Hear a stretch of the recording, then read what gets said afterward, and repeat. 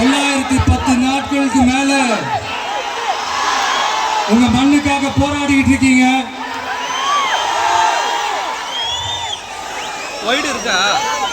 உங்க போராட்டத்தை பத்தி ராகுல் ஒரு பையன், சின்ன பையன் பேசினதை நான் கேட்டேன். அந்த குழந்தையோட பேச்சு மனசு ஏதோ செஞ்சிருச்சு. உடனே உங்க எல்லாரையும் பார்க்கணும்னு தோணுச்சு, உங்க எல்லாரையும் கூட பேசி ஆகணும்னு தோணுச்சு. உங்க எல்லாரும் கூட நான் நிப்பேன், நீ தொடர்ந்து நிப்பேன் சொல்லணும்னு தோணுச்சு.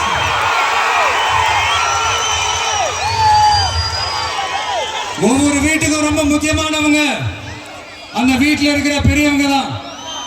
அதே மாதிரிதான் நம்ம நாட்டுக்கு ரொம்ப முக்கியமானவங்க உங்களை மாதிரி விவசாயிங்க தான். அதனால உங்களை மாதிரி விவசாயிகளோட காலடி மண்ணை தொட்டு கும்பிட்டுதான் என்னோட பயணத்தை தொடங்கணும்னு ஒரு முடிவோட தான் இருந்தேன். அதுக்கு சரியான இடம் இதுதான் எனக்கு தோணுச்சு.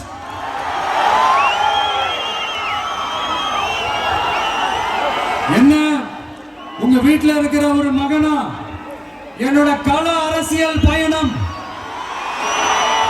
உங்களோட ஆசீர்வாதத்தோட இங்கிருந்து தான் தொடங்குது. நம்மளுடைய முதல் மாநில மாநாட்டில் நம்ம கட்சியினுடைய கொள்கையை பத்தி எடுத்து சொன்னேன். அதுல ஒண்ணுதான் இயற்கை வள பாதுகாப்பு.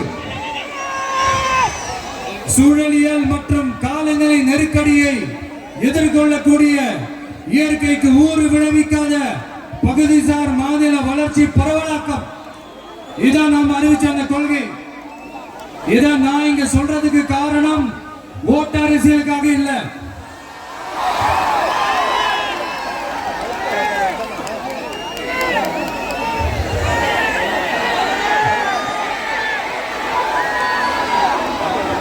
இன்னொரு தீர்மானம் அதே மாநில மாநாட்டில் நான் சொன்னேன். அது விவசாய நிலங்கள் பாதுகாப்பு கொள்கை தீர்மானம். அதுல காஞ்சிபுரம் மாவட்டம் பரந்தூரில் 1000க்கும் மேற்பட்ட ஏக்கர் பரப்பளவில் 13 நீர்நிலைகளை அடிச்சு சென்னையை நிரந்தரமாக வெள்ளக்காடாக்கும் திட்டத்தை ஒன்றிய மாநில அரசுகள் கைவிட வேண்டும் வலியுறுத்தின.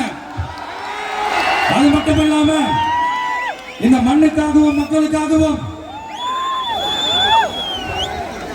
நம்ம விவசாயிகள் பாதிக்கிற இந்த திட்டத்துக்கு எதிராக சட்ட போராட்டம் நடத்தவும் தயங்க மாட்டோம்னு சொல்லியிருந்தோம். அதை இங்க உங்க முன்னாடி ரொம்ப ஸ்ட்ராங்கா வலியுறுத்துறேன். இந்த பிரச்சனையில நான் உங்களோட உறுதியா நிற்பேன்.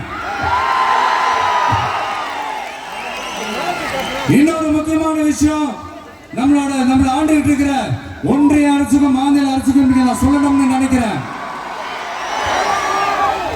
நான் இங்க வளர்ச்சிக்கு எதிரானவெல்லாம் கிடையாது. ஏர்போர்ட்டே வரக்கூடாதுன்னு நான் சொல்லல, இந்த இடத்துல வரக்கூடாதுன்னு நான் சொல்றேன். இதை நான் சொல்லலன்னீங்களே, இவன் வளர்ச்சிக்கு எதிரானவன் அப்படி இப்படின்னு சொல்லி ஒரு கதையை கட்டி ஆரம்பிச்சிருவாங்க. நமக்கு அதை பத்தி எல்லாம் கவலை இல்லை மெய்ங்க. எல்லாத்துக்கும் மேல இன்னைக்கு இந்த பூமியில வாழ்ற எல்லா உயிரினங்களோட இருப்பையும் புவி வெப்பமயமாதல் பயமுறுத்திட்டு இருக்கு. அதனுடைய ரிசல்ட் தான் ஒவ்வொரு வருஷமும் இந்த மழை காலத்துல வெள்ளத்துல சென்னை சிட்டி எப்படி தத்தளிச்சுக்கிட்டு இருக்கிறத நம்ம பாக்குறோம். இப்ப ரீசன்ட் டைம்ல எடுத்த ஒரு அறிவியல் ஆய்வுல இப்படி ஒவ்வொரு வருஷம் சென்னையில வர ஃப்ளட்டுக்கு காரணமே இங்க இந்த சுற்று வட்டார பகுதியில் இருக்கிற சதுப்பு நிலங்களை நீர்நிலைகளை அழிச்சது தான் சொல்லுது.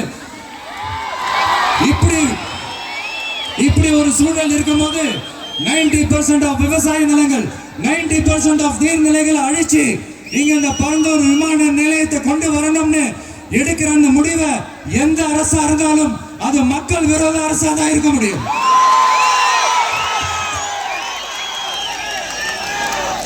இப்ப சமீபத்துல நம்ம அரிட்டாப்பட்டி பகுதியில அந்த டங்ஸ்டன் சுரங்கம் அமைக்கிறதை எதிர்த்து தமிழ்நாடு அரசு ஒரு தீர்மானம் ஒன்று கொண்டு வந்தாங்க.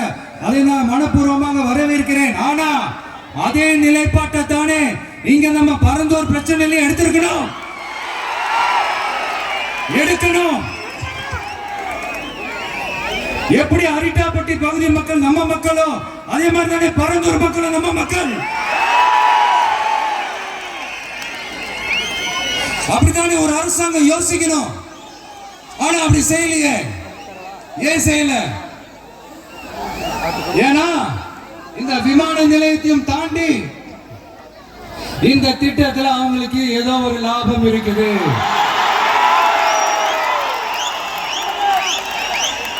அதை நம்ம மக்கள் தெளிவா புரிஞ்சு வச்சிருக்கிறாங்க.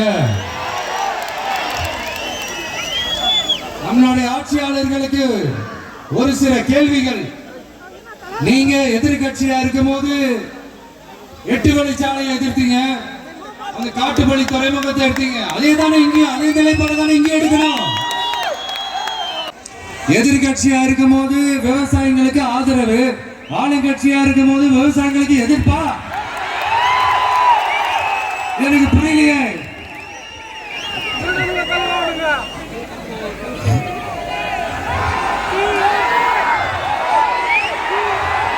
அதனால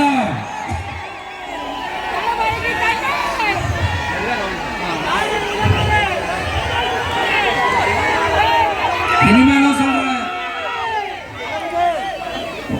உங்க நாடகத்தெல்லாம் பார்த்துக்கிட்டு மக்கள் சும்மா இருக்க மாட்டாங்க. நீங்க உங்களோட வசதிக்காக அவங்களோட நிக்கிறதும் அவங்களோட நிக்காம இருக்கிறதும், நாடகம் ஆடுறதும் நாடகம் ஆடாம இருக்கிறதும், அது சரி. நம்புற மாதிரியே நாடகம் ஆடுறதுல தான் நீங்க கில்லாடிங்களாச்சு.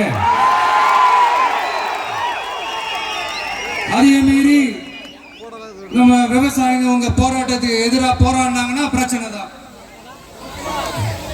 அதனால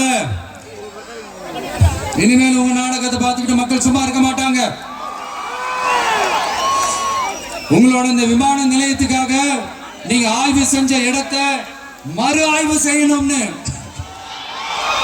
ஒன்றிய அரசுக்கும் மாநில அரசுக்கும் நான் கேட்டுக்கிறேன். விவசாய நிலங்கள் இல்லாத இந்த பாதிப்புகள் குறைவா இருக்கிற இடங்களா பார்த்து உங்களுடைய விமான நிலையத்தை கொண்டு வாங்க. வளர்ச்சி தான் மக்களின் முன்னேற்றம். ஆனா அந்த வளர்ச்சின்ற பேர்ல நடக்கிற அழிவு மக்களை ரொம்பவே பாதிக்கும்.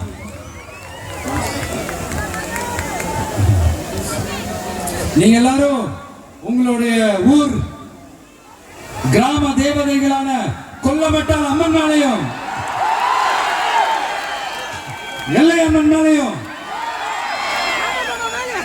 ரொம்பவே நம்பிக்கை வச்சிருக்கீங்கன்றது எனக்கு தெரிஞ்சது. அந்த நம்பிக்கையை இழந்துடாதீங்க. உங்களுக்காகவும் உங்க ஊருக்காகவும் இனி உங்க வீட்டு பிள்ளையான நானும் தமிழக வெற்றி கழகத்தோட தோழர்களும் சட்டத்துக்கு முற்பட்டு எல்லா வழிகளிலும் உங்களோட உறுதி அளிப்பேன். உங்களோட ஊருக்குள்ள ஏகனாபுரம் ஊருக்குள்ள வந்து அந்த திடல்ல தான் உங்க எல்லாரையும் மீட் பண்ணணும்னு நினைச்சேன். ஆனா எனக்கு பர்மிஷன் கிடைக்கல. இங்கதான் பர்மிஷன் கொடுத்தாங்க. நான் ஏன் ஊருக்குள்ள வரணும் தடைன்னு எனக்கு தெரியல.